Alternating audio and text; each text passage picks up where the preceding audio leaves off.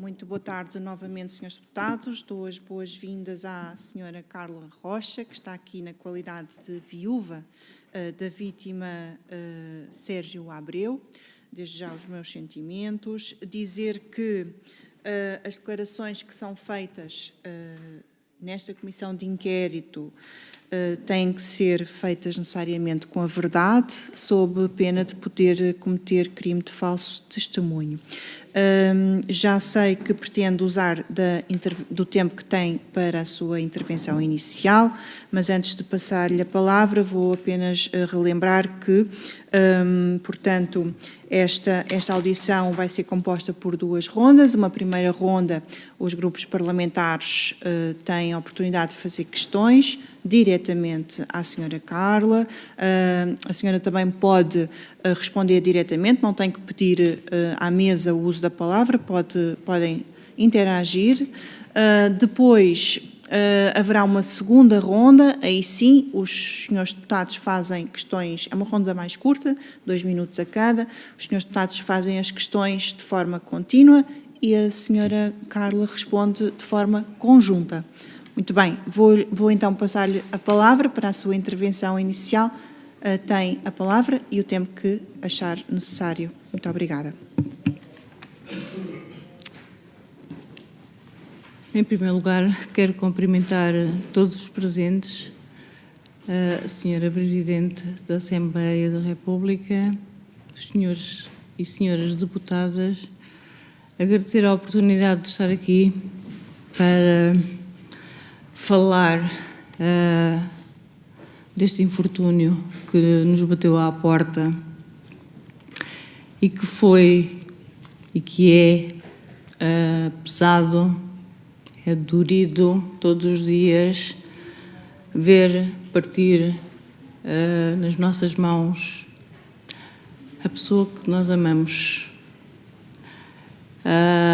Sim, ele partiu nos meus braços, dentro de uma carrinha, onde eu, em desespero de causa, levava-o para o hospital após 50 minutos de espera de socorro em casa.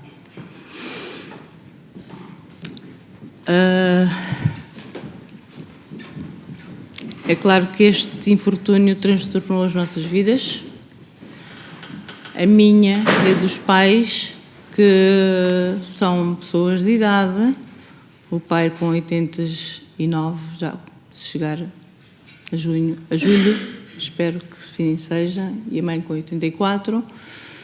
Interrompemos a nossa vida que tínhamos na Holanda, estávamos imigrados há 7 anos, para lhes vir dar apoio, porque realmente estão muito velhotes. Chegados a Portugal definitivamente a 4 de outubro, às 12h30 paramos à frente da casa dos pais, onde estávamos a morar, e a 4 de novembro, um mês depois, mais ou menos a essa hora, o Sérgio diz que se sente indisposto.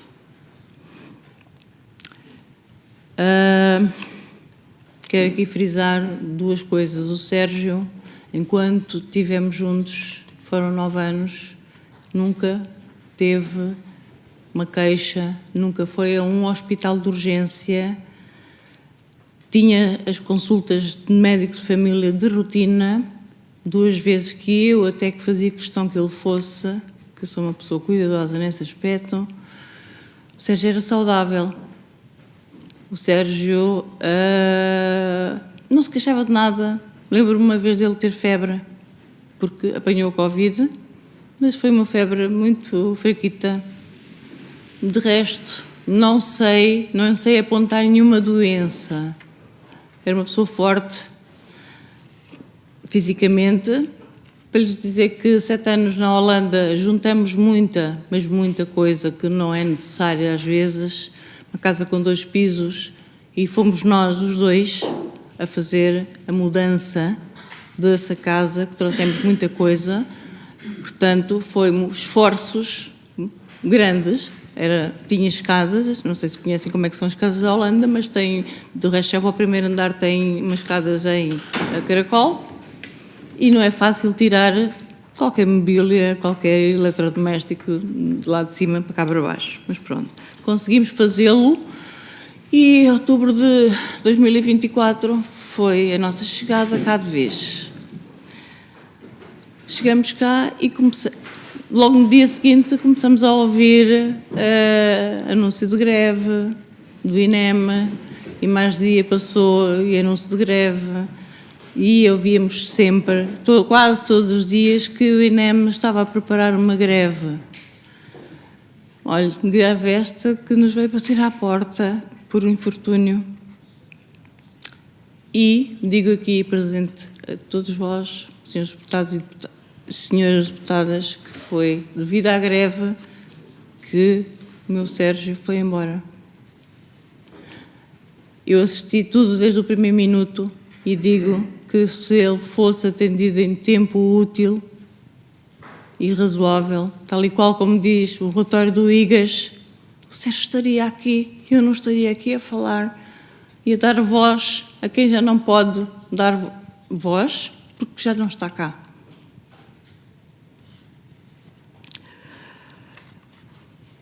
Eu peço desculpa.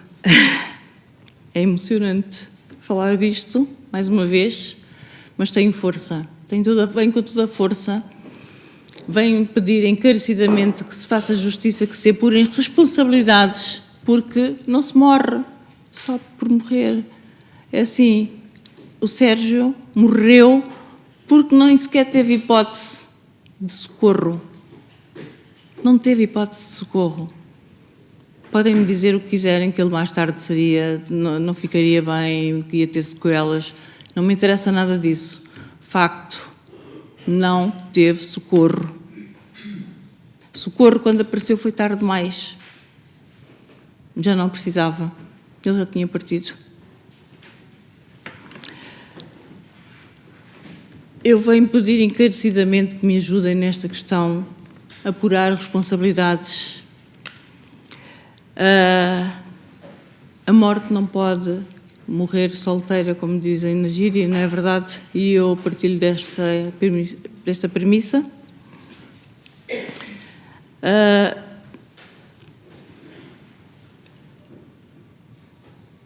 Perdi o meu marido num dia de greve de funcionários do INEM, funcionários que têm a incumbência de salvar vidas. Uma greve de um funcionário público administrativo não põe em risco a vida de ninguém. Já um funcionário do INEM em greve põe em risco a vida de muita gente, tal e qual como aconteceu, foram 12 mortes durante o período da greve. Não consigo perceber, e gostava que me explicasse, talvez a senhora ministra, não sei, ou quem fizer por representar-se por ela, como é que nós chegados a 4 de outubro e um mês depois deixam avançar uma greve, um mês depois, 31, penso que foi quando iniciaram, deixam avançar uma greve sem serviços mínimos, sabendo que uma greve por funcionários do INEM pode-se morrer.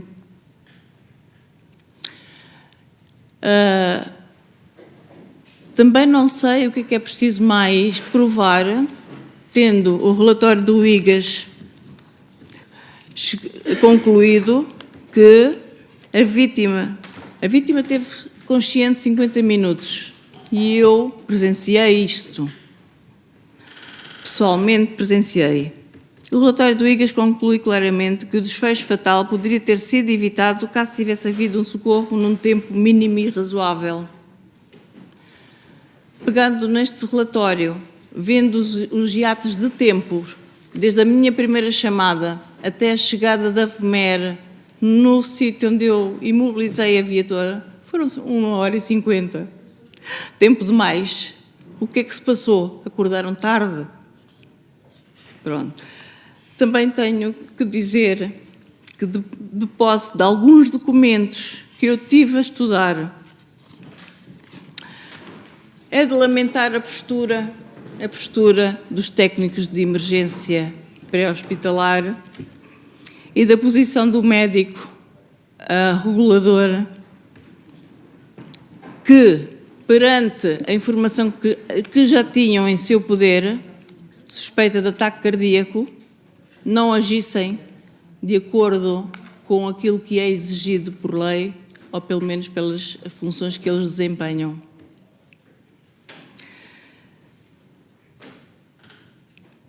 Tiveram uma postura que, para mim, do meu ponto de vista, foi inadequada, inadmissível, reprovável, negativa e não sei se posso ler transcrições, mas eu gostaria que fosse possível dar a conhecer a postura dos técnicos aqui em causa. E passo a citar. Na página 2 das transcrições das gravações, a técnica de emergência pré-hospitalar intervém. Olha, entrou mais uma chamada. O agente refere aqui um quadro de suspeita. Aqui, fala aqui, num ataque cardíaco. Diz outro técnico da emergência pré-hospitalar, que eu aceitei os nomes deles. Olha, e eu, não posso ter também um ataque cardíaco?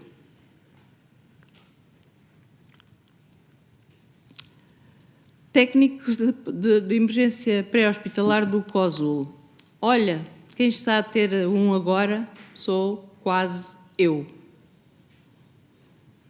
Técnica de emergência pré-hospitalar. Ai, não és, não.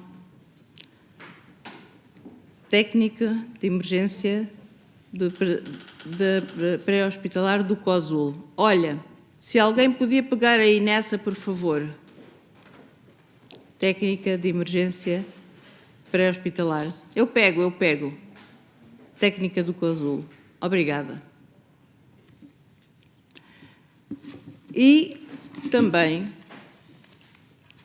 quero dar aqui a conhecer de uma transcrição, página 4, 13h58 e 6 segundos, técnica de emergência pré-hospitalar liga ao médico regulador das transcrições e página 18, da página 18 do relatório do IGAS. Ponto 4.2.2. Só um bocadinho, que eu tenho isto muito bem.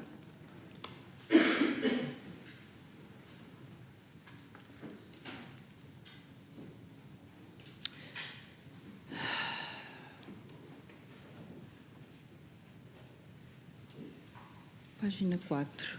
Desculpem. Estava já mais avançada. Página 4. Exatamente. Ok. Chamada atendida pelo médico regulador, doutor,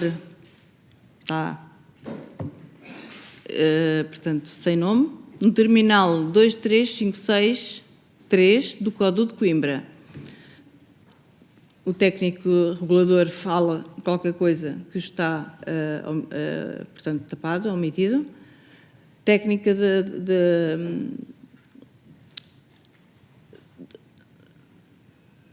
da emergência pré-hospitalar. Olha, isto é só para estares. Tu vais continuar, médico regulador do CODU. Não, vou sair agora. Técnica de emergência pré-hospitalar. Pronto, então esquece. Eu falo ali com a doutora Y, X, porque isto é uma situação, não sei se ele vai consciente. Ficou no separador 112, um homem de 53 anos que poderia ter sido um ataque cardíaco. Eu não sei se ele vai consciente, se não vai, mas ele vai para o sub de Pombal. Pronto, não consigo tirar mais do que isto, porque médico regulador do CODU, mas levaram técnica de emergência pré-hospitalar. Não levaram no telemóvel, levaram a vítima numa carrinha para o sub de Pombal. Médico regulador do CODU, se calhar já lá está até. técnica de emergência pré-hospitalar. Pois, se calhar até médico regulador do CODU. Não, depois, se eles precisarem, técnica, não, porque se continuasses, ficávamos atentos por causa do SUB, pedir ajuda, percebes? Médico do CODU. Sim, vão pedir de certeza. Técnica de emergência pré-hospitalar, de certeza, pronto, está, obrigada, até já. Médica do CODU, até já. Ok. Com esta leitura, eu depreendo que ficaram à espera que eu conduzisse até ao SUB de Pombal e só lá, se fosse necessário, pediriam ajuda, quando já tinham a indicação de que se tratava de um ataque cardíaco e que ficamos à espera 50 minutos em casa. Eu tive que levá-lo nos meios próprios, porque vi que a situação se estava a agravar. Ele saiu consciente, entrou consciente no carro, 1,1 km depois começou a ter paragem cardiorrespiratória. E eu dei conta porquê? Porque ele pôs os pés num tablier e começou a partir, a vidro de para-brisas começou a partir. Eu olhei para aqui, porque eu estava muito atenta à estrada e ia numa velocidade brutal, olhei aquilo, olhei para o lado e estava o meu menino a entrar em agonia da morte. Assim que pude, estacionei, saí do carro, tentei tirá-lo, mas ele já estava a ficar tão duro, que não consegui de todo tirá-lo. Foi por isso que eu nem sequer tive a oportunidade de fazer massagem cardíaca, porque eu sei fazê-lo. Podem calcular o que é perder uma pessoa que a gente ama nestas circunstâncias. A dor que eu tenho aqui, presente no meu coração, e a minha cabeça a funcionar todos os dias e a pensar neste episódio que nunca mais apagarei, só se calhar quando for ter com ele. Eu espero que isto pelo menos exista, que um dia iremos nos encontrar. Roubaram o nosso amor, roubaram a nossa vida desta forma e eu quero responsabilidades, quero pedir indenização, quero que seja feita justiça e eu acredito na justiça portuguesa, ainda acredito que haja justiça e que funcione. Preciso da vossa ajuda, preciso. Estou aqui sozinha, houve mais mortes, mas eu tenho a força por todos. Isto não poderá acontecer nunca, nunca mais, não deve. Nós estamos nas mãos deles. O INEM tem uma culpa terrível neste desfecho. Agora, porquê? Eu gostava que me explicassem. Porquê que não houve um acordo antes das greves? Porquê que deixaram morrer 12 pessoas para que esse acordo fosse feito posteriormente? Isto é lamentável. Não tenho palavras para descrever o vazio que se tornou a minha vida. A tristeza que eu trago comigo todos os dias ao ver partir uma das pessoas mais importantes da minha vida. É lamentável que num país destes se morra por falta de socorro.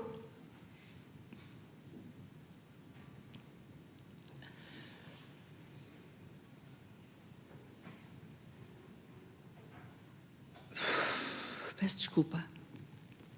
Tenho que beber um bocadinho. Está à vontade.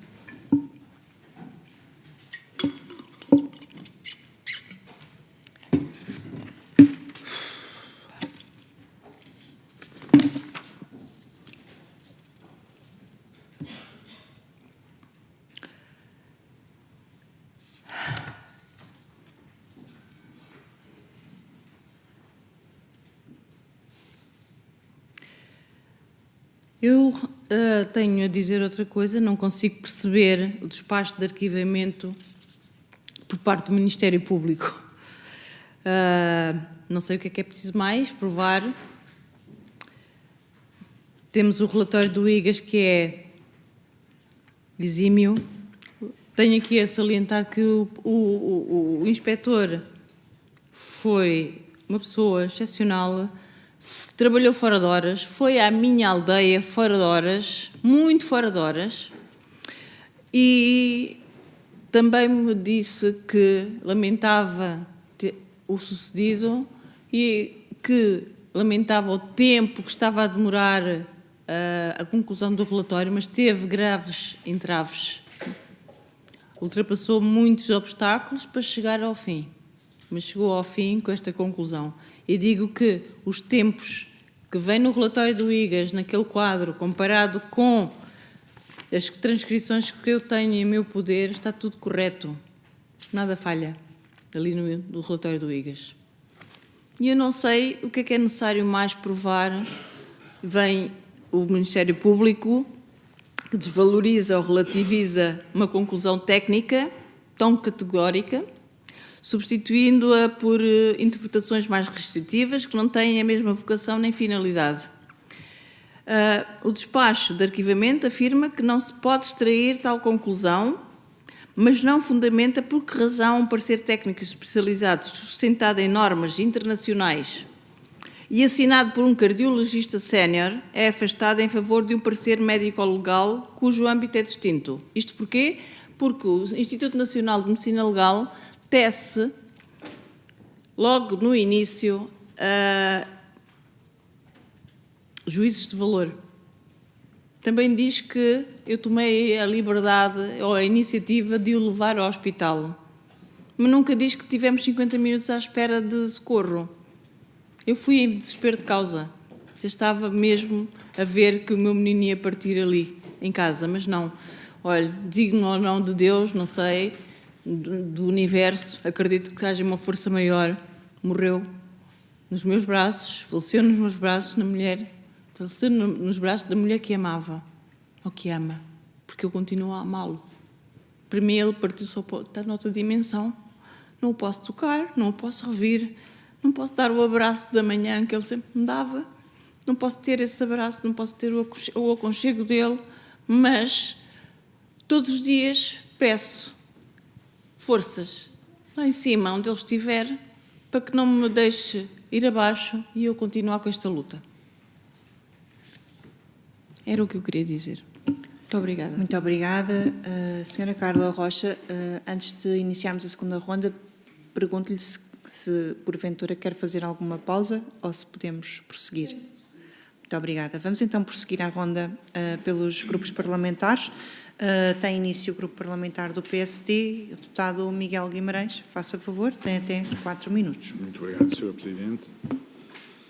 Quero, antes de mais, cumprimentar a Sra. Carla Rocha, apresentar sentidas condolências pela morte do marido, o Sr. Sérgio Abreu, em meu nome pessoal e em nome também do grupo parlamentar do PST. Estive a ouvi-la com atenção e, da minha parte, chegou-me. E, por respeito, não lhe vou apresentar questões, dado que já a ouvi. E o que lhe posso dizer é que esta CPI...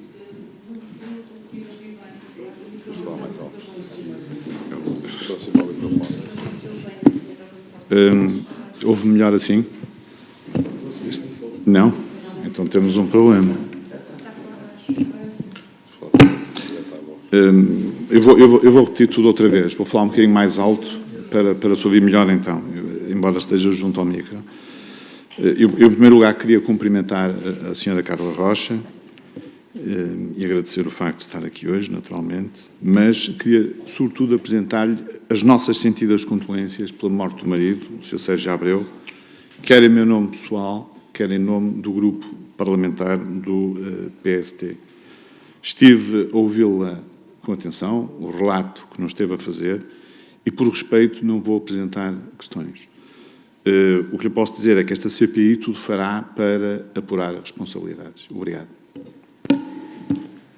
Muito obrigada, Sr. Deputado. Não foram feitas questões, portanto, vou passar ao grupo parlamentar seguinte. Peço que lhe desligue o microfone para não interferir. Está ligado, Sra. Carla. Obrigada. Vamos então passar ao grupo parlamentar do Chega. Deputada Cláudia Estevão, faça favor, tem até 4 minutos. Muito obrigada, Sra. Presidente. Dona Carla, queria cumprimentá-la. Queria dizer-lhe, em nome do grupo parlamentar do Chega, que sentimos a sua perda e apresentamos as nossas sentidas condolências, que por favor as estenda aos pais do Sérgio. Conseguimos perceber, não compreendendo o alcance, mas conseguimos perceber o quanto difícil deve ser revisitar este dia. Mas também é certo de que o facto de ouvirmos contar o que aconteceu e o que sentiu por aguardar um socorro que efetivamente não chegou, também é importante para conseguirmos entender melhor a amplitude que uma situação destas tem na vida da Dona Carla, na vida dos pais do Sérgio e todos aqueles que vos conheciam e que partilhavam esta vida convosco. Portanto, agradecer a coragem de ter vindo aqui. Dizer-lhe que eu posso repetir as perguntas sempre que precisar. Também dizer-lhe que podemos parar quando achar que é necessário. Eu gostava de perceber, dizendo-nos com o detalhe que é possível, como é que foi os primeiros sintomas, que sintomas eram, desde o que é que levou depois à primeira chamada para o 112, o que é que despertou para sentir que era necessário escalar este pedido de ajuda, e também o agravamento dos sinais até à altura em que sentiu que não conseguia esperar mais, não podia esperar mais, e que nesse instante colocou o Sérgio no carro e o transportou por meios próprios, porque o socorro não chegou. Perguntar também se o Sérgio conseguiu ir até ao carro por meios próprios, ou se já precisou de alguma ajuda, e dar-lhe agora espaço para descrever como conseguir.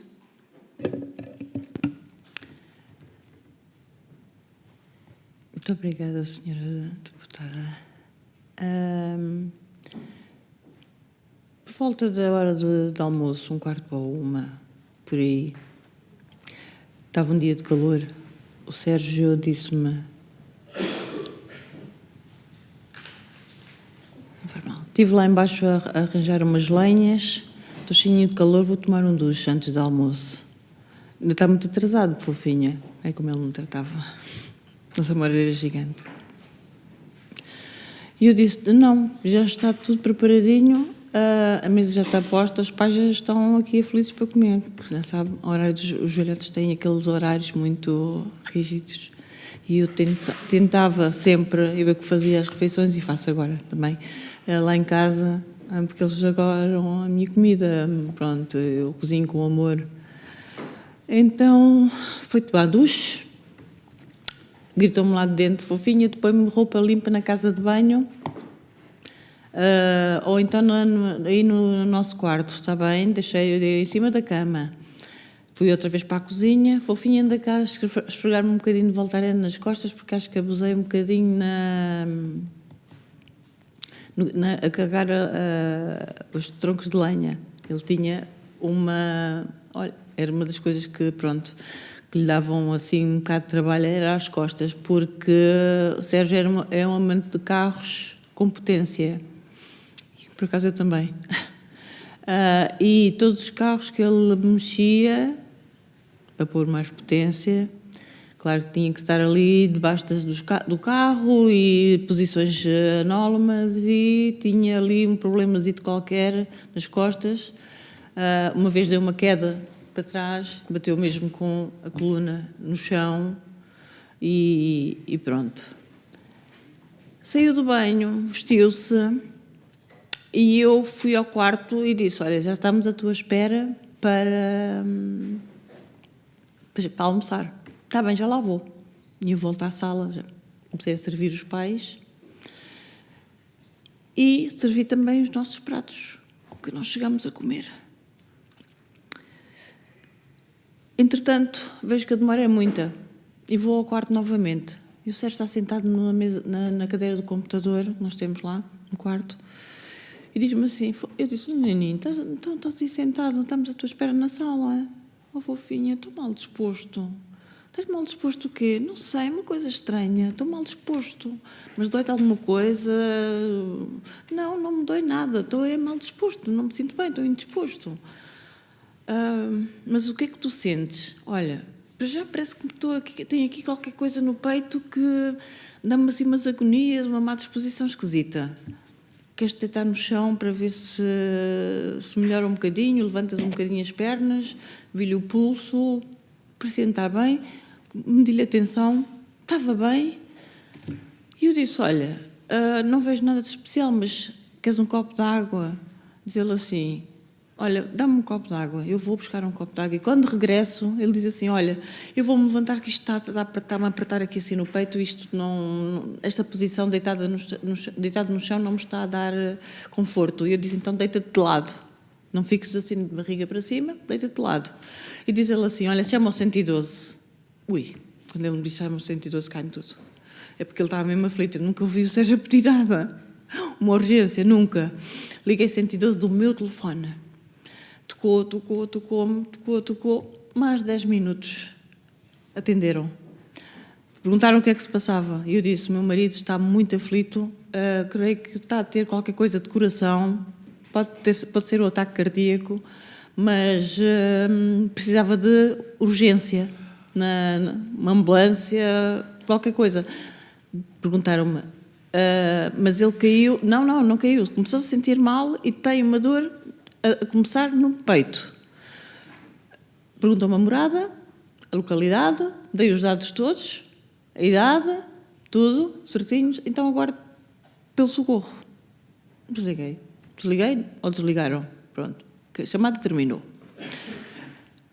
Passado para aí uns 5 minutos, o Sérgio diz-me novamente, fofinha, liga ao 112, eu não estou a aguentar, isto é horrível.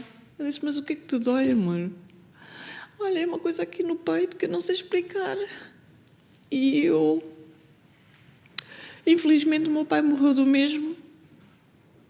E eu, veio-me logo a ideia, isto é um infarto. Peguei no meu telefone, liguei 112, fui à sala, pedi, sogro, dê-me o seu telefone, o Sérgio está a se sentir mal lá dentro, está no quarto, dê-me o seu telefone, liguei 112, olha, agarra aqui o telefone, meti em alta voz, se atenderem, passe-me logo. Fui ao fixo, liguei 112. Tocou imenso, tudo a tocar, tocou, demoradamente. Quando atendem, um dos telefones que eu não sei precisar qual foi.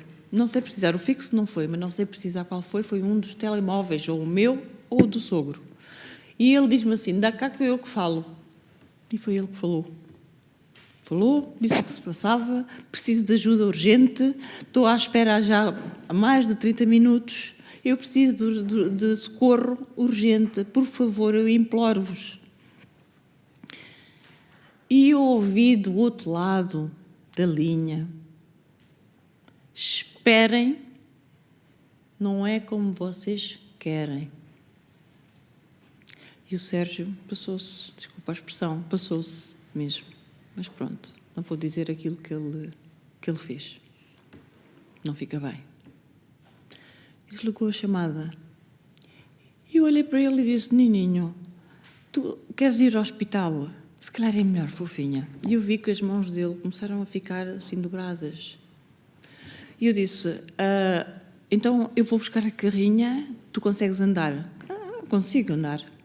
Então vai andando para as escadinhas, porque temos uns degraus até chegar ao portão. Eu vou pôr a carrinha mesmo em frente ao portão e nós vamos ao hospital. Está bem. Quando vou buscar a carrinha, meto em frente do portão, o Sérgio entra pelo pezinho dele a falar, consciente, e já se tinha passado uns 50 minutos, consciente. Eu arranco assim de uma maneira muito brusca. Ele diz-me, fofinha, cuidado com a condução. Esta estrada tem muitas curvas. Eu disse, eu sei, mas nós precisamos o quanto antes de chegar ao hospital. Fiz uma curva muito rápida e ele disse, fofinha, cuidado com essa curva. E foram as últimas palavras dele. Como eu ia tão focada na urgência, começo a ver o vidro do espelho a partir. E foi como eu vos contei há bocado. Olho para o lado, 1 quilómetro e 1. Entrou em paragem cardiorrespiratória. Ou seja, o tempo que nós perdemos em casa era o tempo necessário para o salvar. Não teve sorte. Não tivemos sorte. Fomos traídos. Ao menos que nos dissessem, olha, não temos transporte, vão embora. Ao menos que nos dessem alguma indicação, olha, não temos, estamos em greve. Nos dissessem qualquer coisa. Deixaram-no morrer. Isto não se faz. Isto não é aceitável. Nem aqui, nem em lado nenhum. A missão de socorro tem um significado. Eu não vou dizê-lo aqui.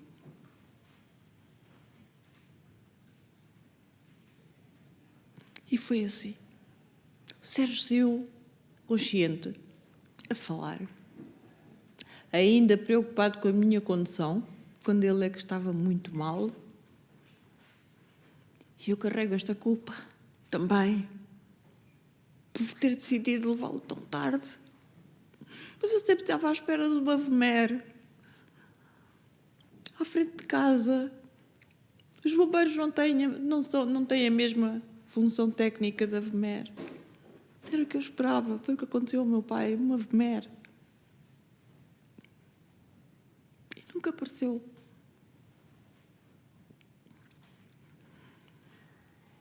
É muito duro. Passar isto é muito duro. A vida está a ser muito exigente para mim.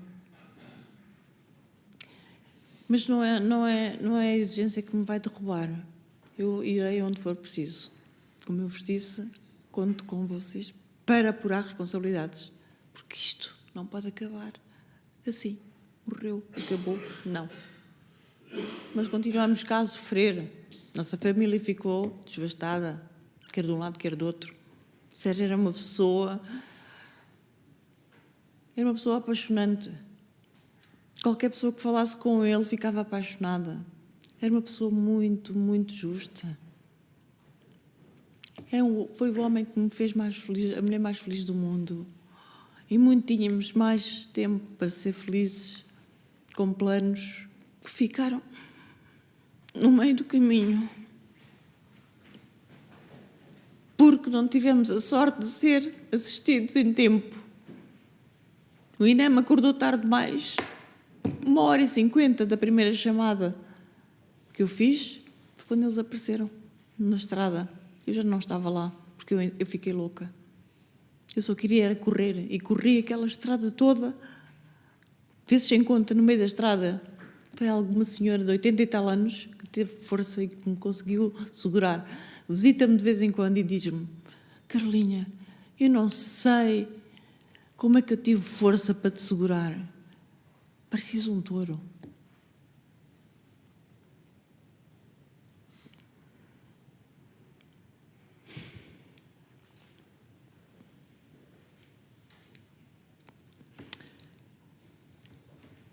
Eu sei que estou um bocadinho emocionada, mas penso que é impossível falar-se neste episódio que me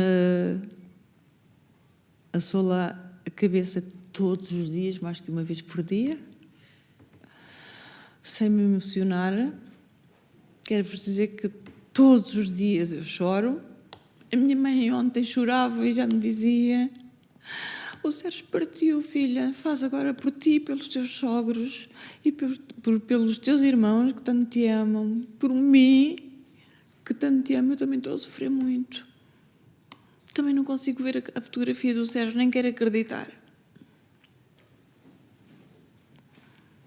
Nossa família está desbastada completamente. Mas sim, não vou desistir. Não vou desistir. O meu apelido é Rocha. Rocha. Até parece que eu, quando sou uma pessoa muito determinada, e quando meto uma coisa na cabeça, eu vou até ao fim. E nunca me dei mal com isso. Eu vou lutar até onde for necessário. Estou muito em baixo. Muito em baixo. Eu nunca mais tinha tomado medicação da parte psiquiátrica desde que o meu pai faleceu. Foi em 2012. Tornei a tomar agora um bocadinho mais forte. Não sei porquê. O meu pai também era o meu porto de abrigo. Eu fui escolher, depois dele falecer, uma pessoa muito igual a ele. Seja nos carros, o meu pai gostava muito de carros, fosse na maneira de trabalhar e na polivalência que ele tinha em fazer coisas manuais, o meu pai era igual. E ele dizia muitas vezes: eu iria gostar de conhecer o teu pai. E eu tenho a certeza que eles lá em cima já se encontraram.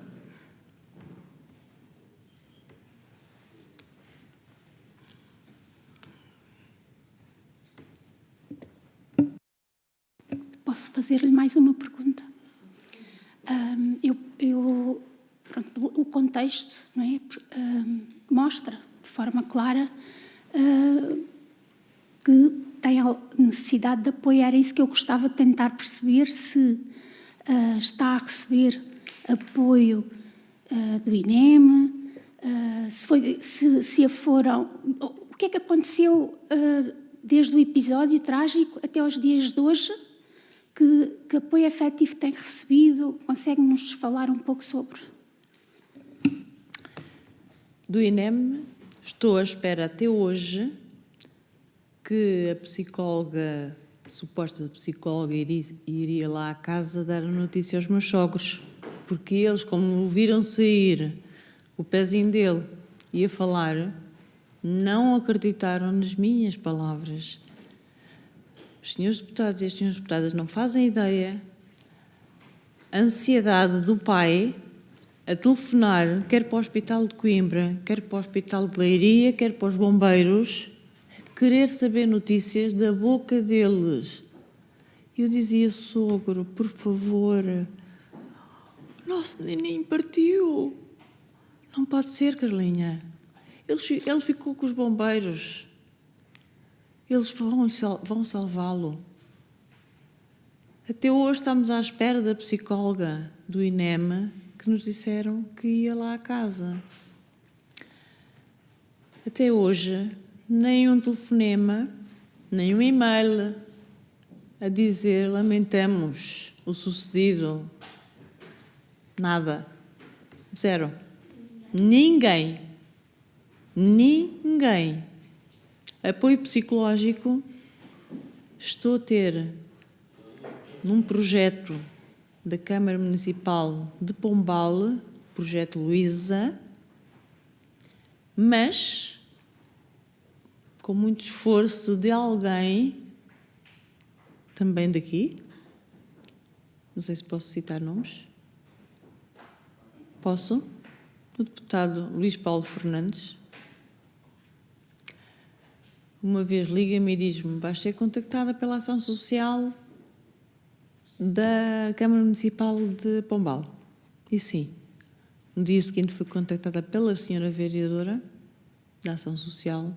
Eu fui lá, pronto, expus o meu caso, pediram-me os dados, disseram que iam-me integrar para um projeto, mas que só tinha direito a 15 sessões. O resto, tenho uma psicóloga particular às minhas dispensas, mas só tenho uma vez por mês, porque é realmente muito dispendioso. Eu precisava de todas as semanas, mas eu não tenho trabalho. Tenho trabalho. Tenho trabalho de cuidar dos meus sogros. Foi o nosso objetivo de vinda a Portugal de vez. E tenho este propósito. O filho partiu, mas eu fiquei. E fiquei lá. E não lhes virei as costas, nem nunca iria virar. Estou a cuidar dos meus sogros. Estou a cuidar daquilo que eles precisam agora até ao final da vida. Pois é lamentável, mas sim, o INEM nunca me contactou, nunca nada. Nem, aliás, até eles precisavam de apoio psicológico. Eu é que estive lá a falar com a minha psicóloga do Projeto Luísa e integrei-os também. Porque há dias que eu vejo o meu sogro muito em baixo, e eu não sei o que é de fazer, porque eu também não me sinto capaz de dar aquilo que eu não tenho. Eu também preciso de forças para poder orientá-los. Preciso estar bem para poder orientá-los. Se eu cuido da saúde deles, se eu que os levo aos médicos, a medicação, a alimentação, isto era para 2, era para ser dividido por 2. Agora estou eu sozinha. Estou a fazer papel de 2. O Sérgio está cá comigo.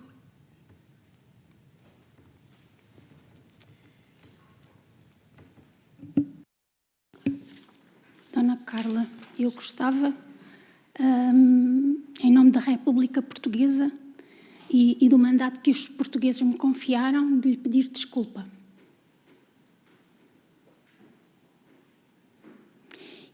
E não vou fazer mais perguntas, queria só perguntar-lhe se há algo que queira acrescentar.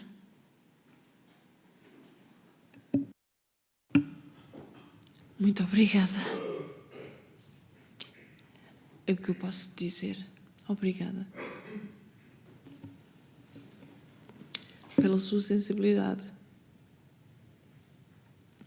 Creio que isto não é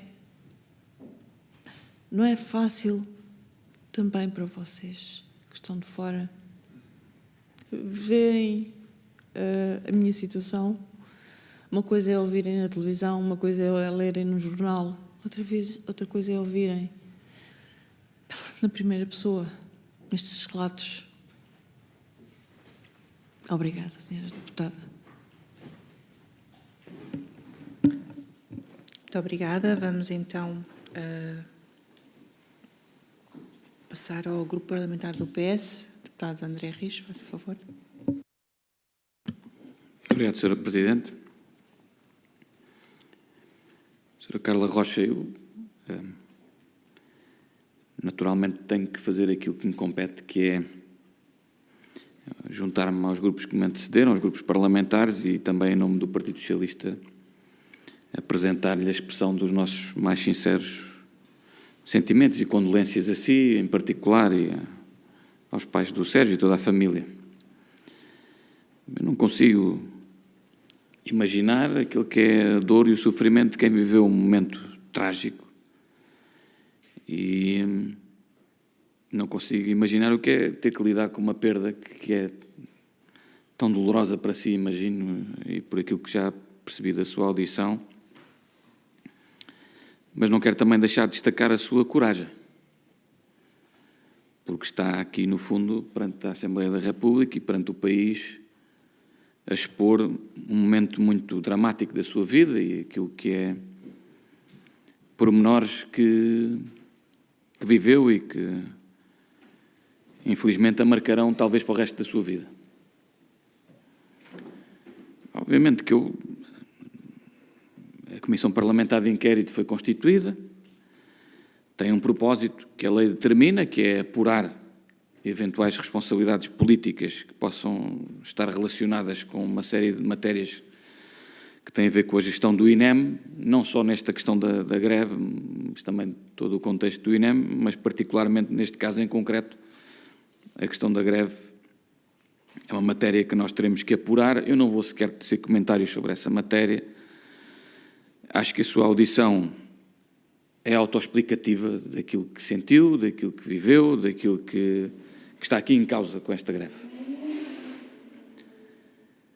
E eu apenas gostaria de aproveitar o meu tempo para lhe possibilitar, para além daquilo que já pôde dizer, quer na sua intervenção inicial, quer nas respostas que já foi dando, porque nós temos que produzir um relatório nesta CPI e depois este relatório é enviado para uma série de entidades, nomeadamente para o Ministério Público.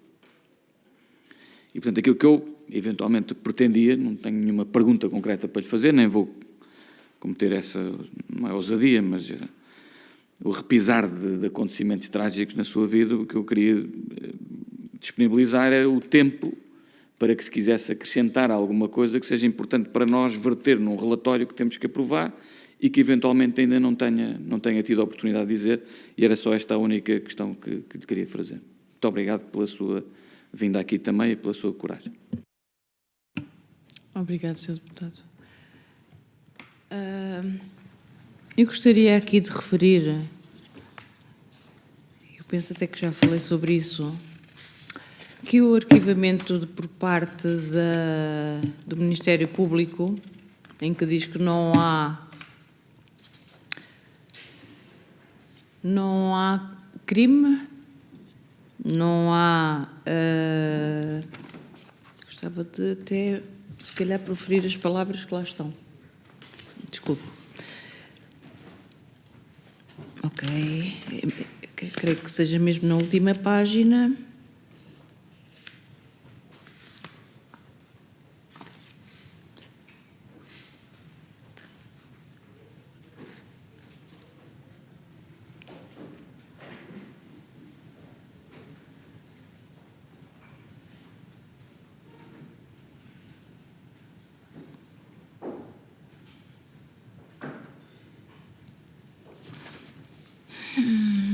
Devia ter sublinhado isto e realmente falhou-me, mas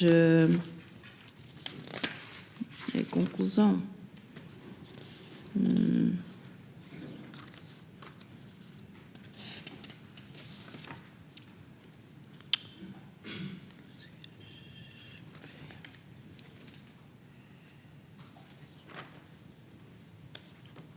Ok, penso que sei aqui.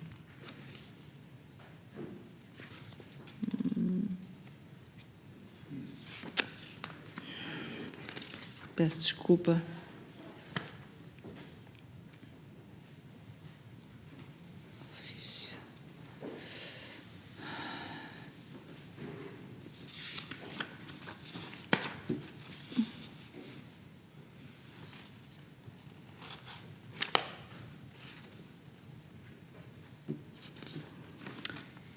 Estou um bocado perdida, a sério, porque isto é tanta coisa.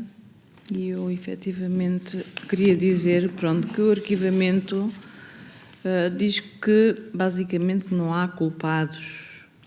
Eu perguntaria o que é necessário mais para ser provado que realmente houve falha no atendimento, no socorro. E porque é que há 2 processos disciplinares a decorrer?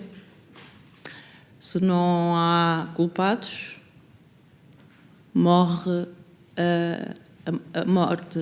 solteira. Penso também que deveria-se indicar ao Ministério Público se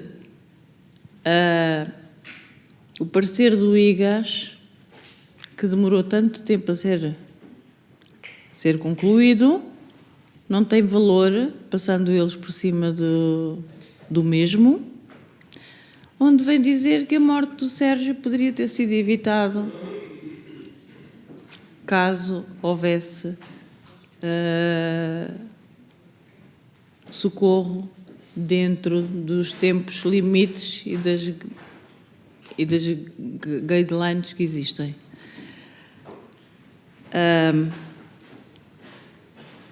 Eu penso que tenho a certeza, houve falhas objetivas nesta cadeia de socorro.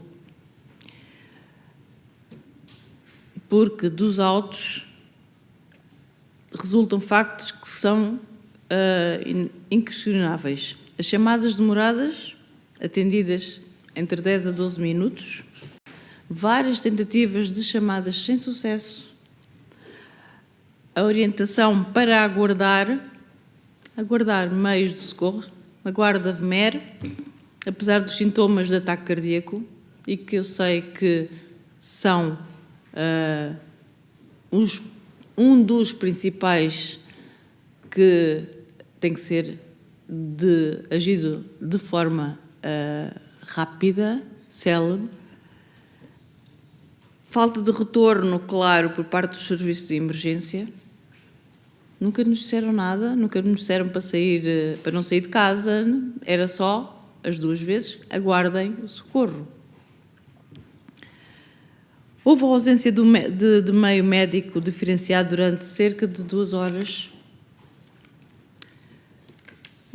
Como eu disse há bocado, os bombeiros, apesar dos esforços, não dispõem das mesmas capacidades de intervenção avançadas que o INEM detém.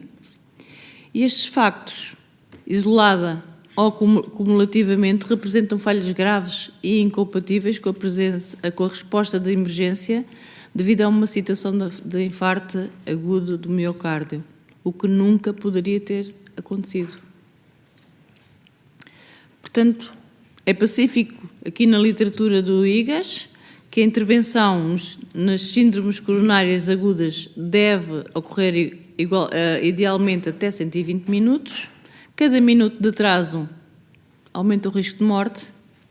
A ausência de suporte avançado durante a paragem cardíaca reduz drasticamente as hipóteses de reversão e existe uma base técnica e factual suficiente para considerar que a demora do INEM aumentou significativamente o risco de morte, preenchendo o critério jurídico de nexo causal relevante que o Ministério Público diz que falta. Não há nexo causal entre a falta de socorro e a morte do Sérgio. Contrariamente ao que diz o IGAS e realmente a parte científica internacional. Muito obrigada. Vamos então passar ao grupo parlamentar da Iniciativa Liberal. A deputada Joana Cordeiro, faça favor, tem até 3 minutos. Obrigada, Sra. Presidente. Cumprimento a Sra. Carla Rocha, agradeço a sua presença aqui. Queria, em meu nome e do meu grupo parlamentar da Iniciativa Liberal, apresentar-lhe todas as condolências, lamentar muito por tudo aquilo que passaram. E aquilo que lhe posso garantir, da minha parte e do meu grupo parlamentar, e já agora, sendo que esta CPI foi solicitada pelo nosso grupo parlamentar, aquilo que lhe posso garantir é que estamos a fazer todos os possíveis para conseguir perceber tudo o que se passou, o que é que conduziu a esta situação. É esse o nosso esforço. Eu não tenho propriamente nenhuma pergunta para lhe fazer. Agradeço aquilo que nos contou. E se quiser acrescentar, obviamente, mais alguma informação, senão, novamente, lamento muito por tudo aquilo que passou. Muito obrigada, Sra. Deputada.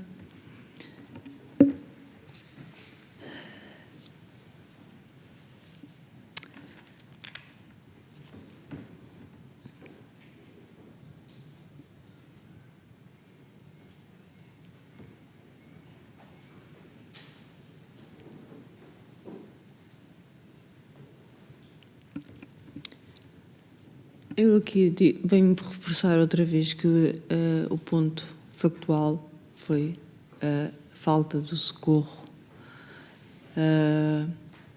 Era imperativo terem acionado a ambulância com a rapidez exigida, no caso com a gravidade, conforme foi descrito nas duas chamadas que eles atenderam. Uma das quais, como já vos disse, foi o Sérgio que falou, mas neste sentido não tivemos sorte. Não tivemos sorte. O Sérgio não teve hipótese sequer de ser socorrido. E eu carrego um bocado esta culpa de não ter saído mais cedo, porque eu tenho a certeza, desde o primeiro minuto, tenho a certeza que ele estaria aqui connosco e eu não precisaria de estar aqui. Muito obrigada. Vamos então passar ao último grupo parlamentar, o Grupo Parlamentar do Livre. Deputado Paulo Moacho, faça favor, tem até 3 minutos, tem a palavra. Obrigado, Sra. Presidente. Cumprimento também a Dona Carla Rocha e agradeço-lhe também a sua presença aqui hoje e a sua força de vir aqui expor-nos tudo aquilo por que passou, e também quero, em nome do meu grupo parlamentar, apresentar-lhe as nossas condolências e à sua família. Esta é talvez a audição mais difícil que nós temos que fazer, mas acho que ela também é importante para nós também percebermos a dimensão humana que este tipo de situações tem, e também lhe queria dizer que percebemos a sua dor e a sua revolta.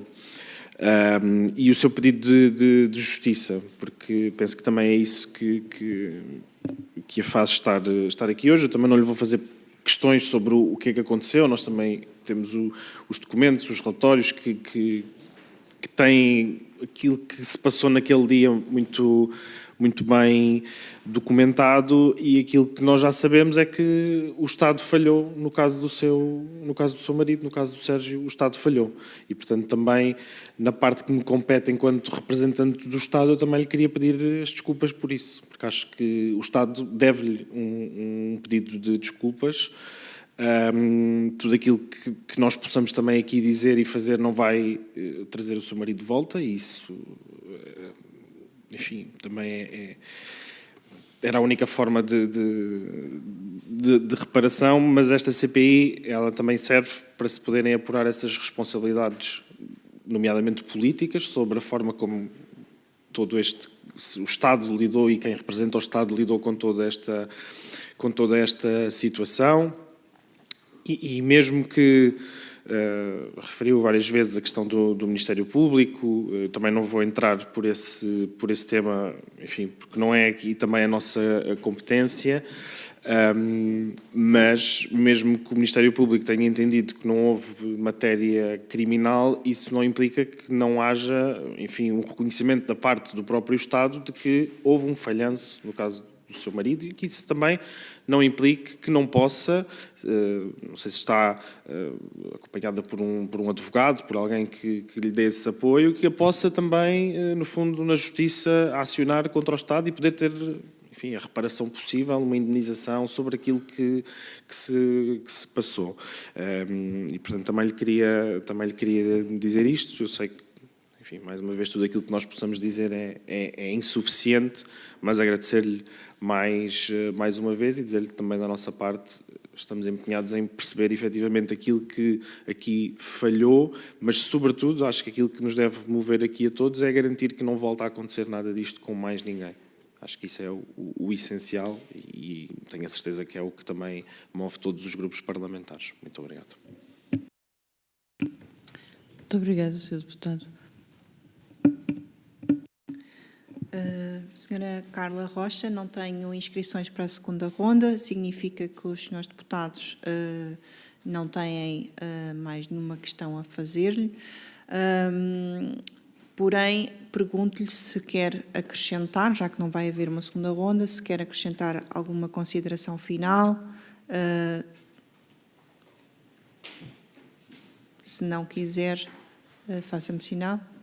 Se entender que tem condições para isso e que pretende, tem a palavra.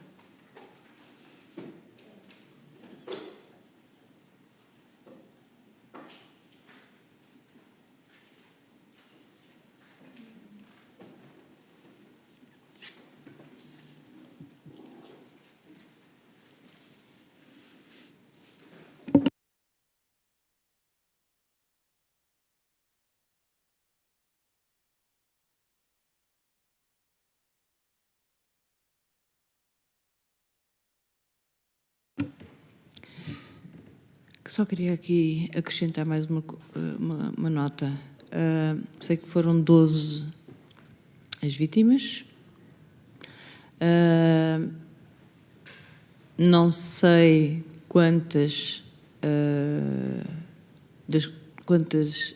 realmente tiveram o parecer do IGAS positivo, mas sei que houve pelo menos mais um.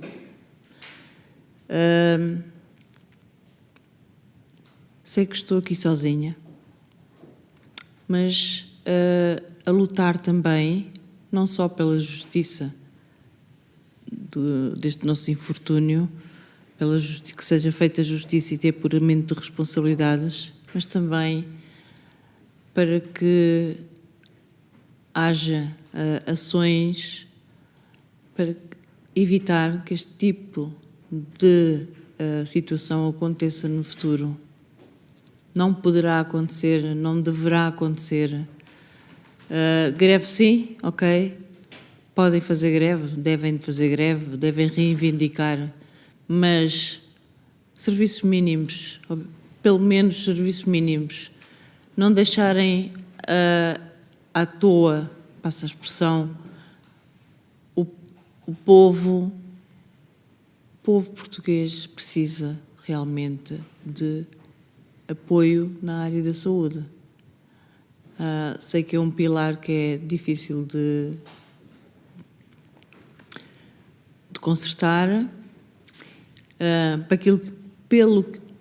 Pelas transcrições que li, vejo que, e até pela linguagem que os técnicos aqui demonstram, há uma grande desorganização e que se calhar leva a desorientação e até a atuação devida e em tempo útil. Que seja, portanto, um dos pontos a ser revisto é a organização realmente desta falha. Penso que a desorganização é grande. Isso é a minha maneira de ver as coisas depois de ter alguns documentos na minha posse. Uma linguagem que utilizam que para mim não é técnica e nem é protocolada, e em casos de urgência é preciso ser objetivo, é preciso agir de forma a que não haja resultados como nós tivemos. É só. Muito obrigada.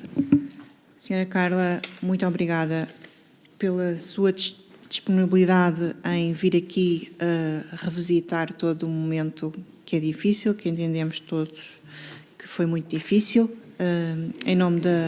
Penso que em nome de todos iremos certamente tomar boa nota de tudo o que aqui foi declarado e tenho a certeza que irá ser feita a produção rigorosa, o mais rigorosa que conseguirmos, dos factos no relatório final, que também será público quando estiver votado e finalizado. Resta-me agradecer mais uma vez e desejar uma boa viagem de regresso. Não sei se mais algum deputado pretende acrescentar mais alguma coisa. Acho que estamos todos bastante sensibilizados com o que aqui nos trouxe e tudo faremos para que se apure efetivamente o que é que correu mal e o que é que não poderá voltar a acontecer. Muito obrigada uma vez mais. Senhores deputados, amanhã. Muito obrigada pela oportunidade de estar aqui presente e de poder partilhar convosco, na primeira pessoa, realmente o que nos aconteceu, que é muito diferente de ler em jornais ou ver na televisão. Na certeza de que a minha força vai continuar. Muito obrigada por tudo. Gratidão é a palavra de ordem. Muito obrigada. E faça jus ao nome Rocha. Muita força. Senhores deputados, só para avisar, rapidamente, uns segundos, amanhã está confirmada a audição ao STEP, após plenário. Muito obrigada, até amanhã.